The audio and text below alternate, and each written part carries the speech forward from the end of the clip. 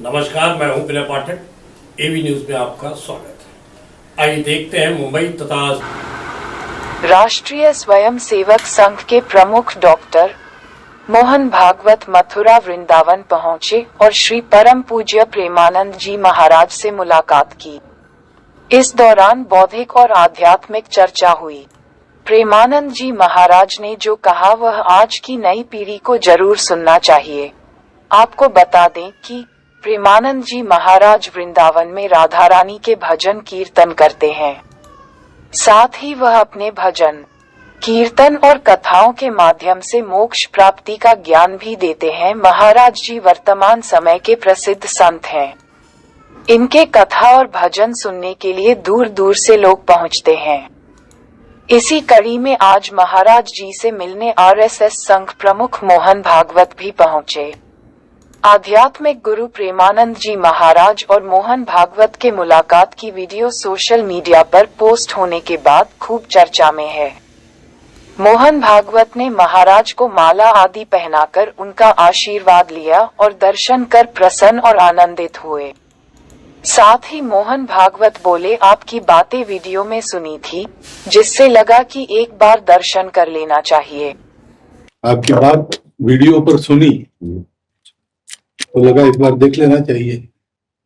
चाह मिटी चिंता गई मनुआ बेपरवाह, ऐसे लोग कम देखने को मिलते। देखो, अपने लोगों का जन्म जो भगवान ने दिया है ना, ये सिर्फ सेवा के लिए दिया है। व्यवहारिकी सेवा और आध्यात्मिक सेवा, ये दोनों सेवाएं अति अनिवार्य है। केवल व्यवहारिकी सेवा ही होती रहे, हम अपने भारतवासियों को अगर हम परम सुखी करना चाहते हैं तो केवल वस्तु और व्यवस्था से नहीं कर सकते, उनका बौद्धिक स्तर सुधरना चाहिए। आज हमारे समाज का बौद्धिक स्तर गिरता चला जा रहा है, बहुत चिंता का विषय है।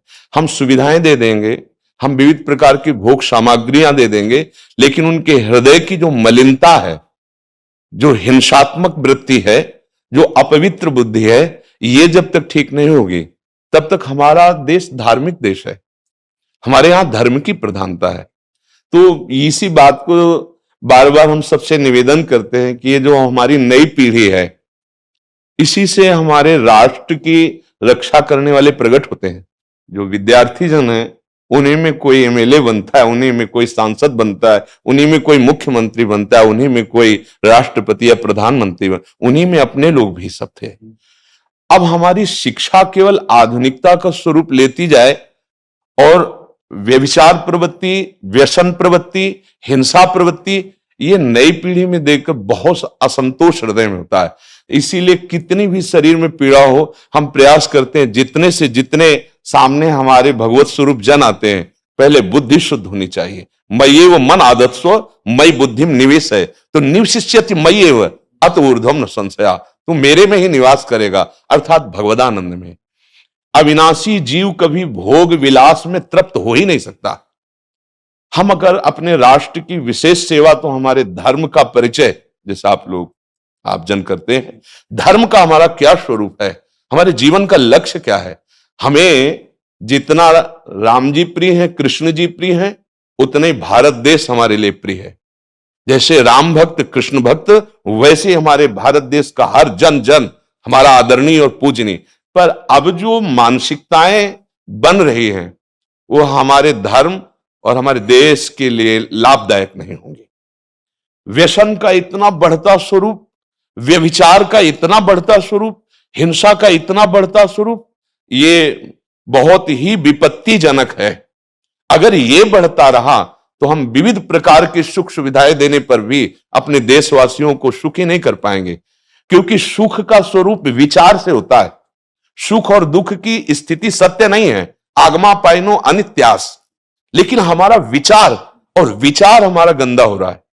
बस हमारा उद्देश्य यही है कि हमारे देशवासियों का विचार शुद्ध होना चाहिए। अगर विचार शुद्ध है तो राष्ट्र प्रियता, जन सेवा, समाज सेवा, ये सब स्वाभाविक होने लगेगा। और विचार अशुद्ध है तो सुविधाएं बहुत हैं, उनका दुरुपयोग हो रहा है।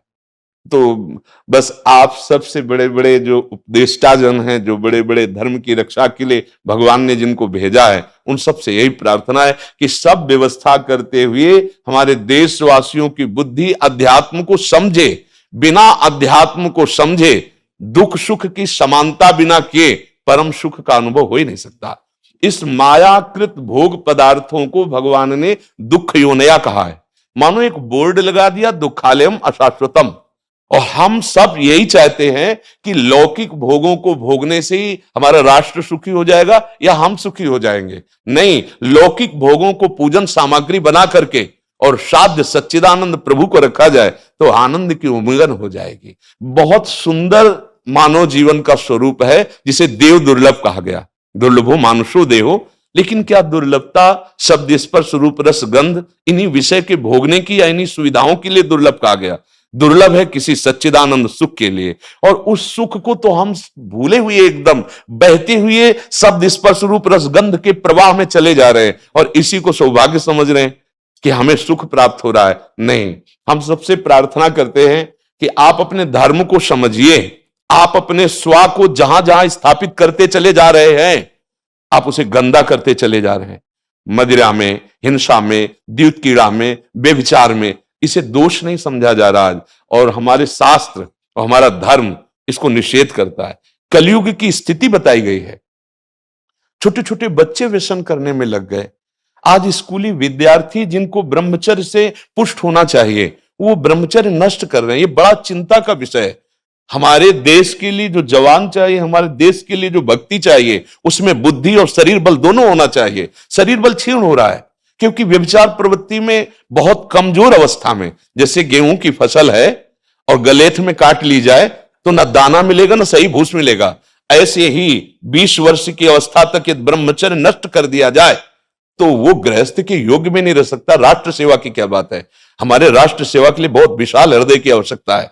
हमारे शरीर को बहुत स्वस्थ रखने की आवश्यकता है, तभी हम समाज सेवा, राष्ट्र सेवा। तो शरीर और बुद्धि दोनों का स्वस्थ होना बहुत आवश्यक है। तो शरीर को तो नष्ट किया जा रहा है विषय भोगों में। लोग समझने लगे हैं कि मांस खाने से हमारा स्वास्थ्य अच्छा रहेगा, हम बलवान बनेंगे। अध्यात्म बल नहीं तो तेरे शरीर की चर्बी बढ़ा ले, लेकिन तू न काम पर विजय प्राप्त कर सकता है, न क्रोध पर, न लोभ पर, न मोह पर, न हिंसा पर। फिर क्या जीवन। तो इसीलिए हमारा बार बार हृदय में सबसे प्रार्थना है, जिस संत भगवान भी आते हैं, ये देखो इस समय आवश्यकता विचार शुद्ध करने की है, आहार शुद्ध करने की है, आचरण शुद्ध करने की है। हमारे देश ने चरित्र की पूजा की है। रावण किसी बात में कम नहीं था। आज भी कोई शिव अगर अभिषेक होता है तो तांडव स्तोत्र उसी का गाया जाता है। जटाटवी गलत ज्वल प्रवाह पावित स्थले। ऐसा विद्वान और ऐसा बलवान जो 20 बार जैसे झूला आराध्य देव को झुलाया जाए, ऐसे महादेव सहित पार्वती को बाजुओं पे झुलाया, वो महाबली चरित्रहीन हो गया तो अपने देशवासियों ने राक्षस कह दिया उसको। चरित्र, आज हम चरित्र पर ध्यान ही नहीं दे रहे। चरित्र बेचना मतलब कोई समझ में नहीं आ रहा। छोटे छोटे बच्चे चरित्रहीन हो रहे हैं। हमारा राष्ट्र संकट में पड़ जाएगा अगर हमारे बच्चे व्यवस्थित नहीं हुए, उनकी बुद्धि शुद्ध नहीं हुई, उनका स्वास्थ्य ठीक नहीं रहा। कौन आगे चल करके है? यही पीढ़ी तो है ना। इन्हीं में से तो निकलते हैं हमारे राष्ट्र भक्त, भगवत भक्त, देश सेवी। तो सबसे यही प्रार्थना है कि हमारे नई पीढ़ी को सुधारा जाए, उनकी मानसिकता, उनका बौद्धिक स्तर सुधरे, क्योंकि भगवान ने हमें सेवा के लिए भेजा है सबको। चाहे जितना एकांत गुफा में भजन करे, उसकी भजन की सिद्धि समाज सुधार में लगेगी। अगर समाज सुधार में नहीं हुई तो खास बात नहीं हुई। अपना उद्धार कर लेना कोई खास बात नहीं है। खास बात है अपने जीवन को सत्य और तप में तपा करके समाज को प्रदान कर देना। हाँ, विविध प्रकार से हमारे समाज को सुख पहुंचे, इसी में भगवान विराजमान है। बहुनाम जन्म नाम अंते ज्ञानवान माम प्रपद्यते वासुदेवा स्वरम इत्सा महात्मा सुदुर्लभा। भगवान कहते हैं बहुत जन्मों की आराधना के बाद ऐसा विवेक जागृत होता है, ऐसा ज्ञान प्राप्त होता है कि सबके हृदय मंदिर पर भगवान वासुदेव विराजमान है। और यही अगर लक्ष्य बन गया तो संसार की सेवा करते हुए वो भगवान को प्राप्त हो जाएगा। ये संसार है नहीं, ये वासना वासुदेवस्य वासितम भुवनत्रयम् सर्वभूत निवासोस्मि वासुदेव नमोस्तुते। वो वासुदेव ही अपनी वासना, इच्छा, एक हम बहुत श्यामा विस्तार कर लिया है। यही जनाना है कि तुम साधारण देह नहीं हो प्यारे, तुम अविनाशी के बच्चा हो, जो चाहो कर सकते हो, पर तुम्हारी चाह गलत दिशा को चली गई। व्यसन छोड़ो, बेविचार छोड़ो, तो हमारी राष्ट्र सेवा में लगो, समाज सेवा में। बूढ़े बूढ़े माता पिता को जवान बच्चे निकाल दे रहे हैं। क्या ज्ञान है? जिस समय हम किसी ज्ञान के योग्य नहीं थे कि अपनी रक्षा नहीं कर, उन्होंने हमारा मल धोया। आज हमें अवस्था उनकी सेवा की। हमारा समाज किस तरह से गिरता जा रहा है। जब बूढ़े जन मिलते हैं ना कि हमें घर से निकाल दिया, हमारे बेटे सेवा नहीं करते, तो लगता है हमारे शास्त्र तक पहुंचना तो बड़ी कठिन बात है। ये मनुष्य की मनुष्यता को भी छोड़ते चले जा रहे हैं, नहीं चले जा रहे। अब जैसे और लोग बहुत से वचन ऐसे, हम आपको ये दे देंगे, हम आपको ये दे देंगे, उसे होगा क्या? जो आप देना चाहते हो बहुतों के पास है। इनकी बुद्धि सुधारो, इनको धर्म का ज्ञान करवाओ, इनको राष्ट्र प्रियता सिखाओ कि राष्ट्र के लिए कैसे प्राण समर्पित किए जाते हैं। हाँ, अगर ये नहीं हुआ तो सुख सुविधाओं में फिर भोगवृत्ति बढ़ती चली जाएगी और लाभ नहीं मिल पाएगा। परसों नोएडा में मुझे भाषण करना था भारत के विकास पर। जी स्व के आधार पर भारत का बिल्कुल यही बात मैंने रखी। जी आप लोगों से सुनते वही बोलते जी। वही करते, जी। राष्ट्रीय और व्यक्तिगत चरित्र का। जी बस चिंता ये होती कि हम लोग करते चले जा रहे हैं, आप लोग भी करते चले जा रहे हैं, इतनी बातें बढ़ भी रही है। जी तो प्रयास तो हम करेंगे, निराश तो हम कभी होंगे नहीं, क्योंकि जीना इसी के लिए है, मरना है तो इसी के साथ मरना है। परंतु क्या होगा, ऐसी चिंता मन में आती है, इनके भी मन में आती है, उनके भी, हम सबके मन में रहेगी। जी, इसका उत्तर सीधा ये है कि क्या हम श्री कृष्ण पर भरोसा नहीं करते? क्या बात है, बस हमें जो एकदम सही। हमें जो खास बात पकड़नी है, क्या हम सच्चिदानंद त्रिकालज्ञ सर्वज्ञ जगत गुरु भगवान श्री कृष्ण के भरोसे में भी कमी है क्या? अगर भरोसा दृढ़ है तो वही होगा जिसे कहा जाता परम मंगल में। परम मंगल होगा, कदम पीछे नहीं। हम अध्यात्म बल को जानते हैं, हम अपने स्वरूप को जानते हैं, इसलिए हमको ये नहीं डरना कि होगा क्या। 3 प्रकार की लीलाएं भगवान की हो रही हैं, एक सृजन और एक पालन और एक संहार। जिस समय जैसा आदेश होगा हम उनके दास हैं, वैसा ही करेंगे। क्या होगा? अब वही होगा जो मंगल रचा होगा श्री कृष्ण। अब संशय तो करना नहीं है। हाँ, बिल्कुल संशय नहीं करना। जैसे आप अपने लोगों को तैयार किया श्री कृष्ण ने, ऐसे ही आपके इन्हीं में से एक तैयार हो जाएगा जो बहुत जोर का संभालेगा। आपको चिंता नहीं करना आगे क्या होना है।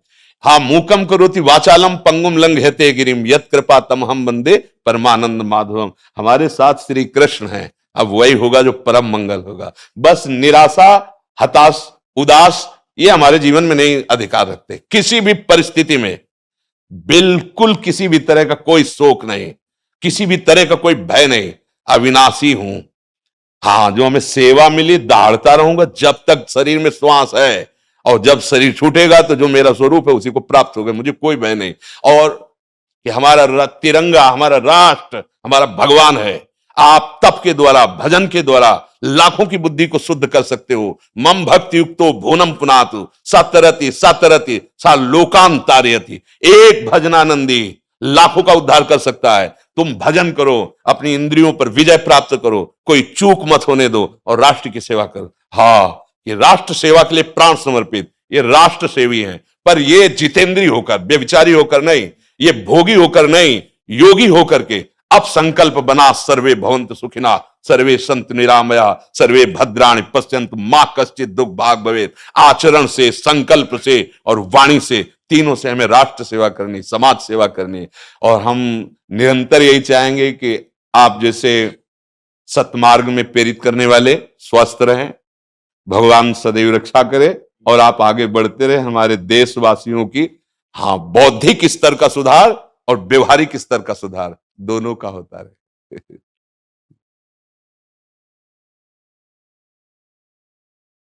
आगे बढ़ो महाराज। अब जैसे सुनो, आप श्री जी का चुनरी प्रसाद लाओ और माला प्रसाद लाओ, प्यारी जी का प्रसादी वस्त्र आप इसे धारण करें जी। ये श्री लाडली जी महाराज का है जी। ये एक माला पहनाए। बहुत आनंद हुआ, बहुत उत्साह मिला, बल मिला, दृष्टि भी जो है वो और साफ हो गई। एवी न्यूज में अभी तक की खबरों का सफर करते हैं समाप्त। मेरे पाठक को दीजिए इजाजत। हम फिर मिलते हैं नई खबर, नए सफर के साथ चलते चलते गुजारिश, विनती, अनुरोध, यदि आपके आसपास कोई समस्या है या कोई घटना घटित हुई है और आप उसे हम तक पहुंचाना चाहते हैं तो हमारी स्क्रीन पर दिखाए जा रहे नंबर पर सीधे संपर्क कर सकते हैं। साथ ही आपसे विनती, हमारे चैनल को लाइक, शेयर, सब्सक्राइब करना ना भूलिए। नमस्कार।